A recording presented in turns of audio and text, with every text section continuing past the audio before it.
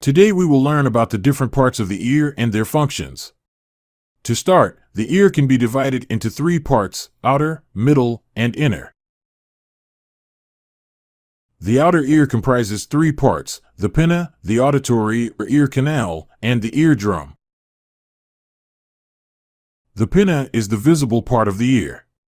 Its purpose is to collect and direct sound to the auditory canal. Some people believe the pinna is also designed to prefer human speech, but it is unclear. The ear canal or auditory canal connects the pinna to the eardrum. It is a tunnel for sound to travel down to the middle ear. The final part of the outer ear is the tympanic membrane or eardrum. This last piece separates the outer and middle ear. When the sound hits the eardrum, it vibrates, converting the sound wave into an impulse that will eventually reach the brain. The middle ear is made up of two components. However, one is technically three separate bones. The first component is the ossicles, and the second is the auditory tube. The ossicles are the three smallest bones in the body. They work together to amplify or lessen sounds.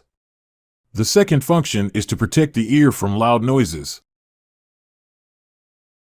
The auditory or eustachian tube connects the nasopharynx to the middle ear. Since it does not serve a function in hearing, it will not be discussed in this video. Finally, the inner ear is made up of four parts: the vestibular system, cochlea, vestibular nerve, and the auditory nerve. The vestibular system and nerve do not serve a function in hearing, thus will not be discussed. The cochlea is a spiral, hollow chamber. Within this chamber is liquid and hair cells known as stereocilia. When the vibrations hit the chamber, bone, the liquid moving pushes the hair cells.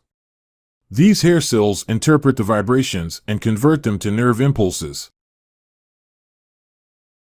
The auditory nerve connects the cochlea to the brain. The nerve impulses created by the hair cells are transmitted to the brain.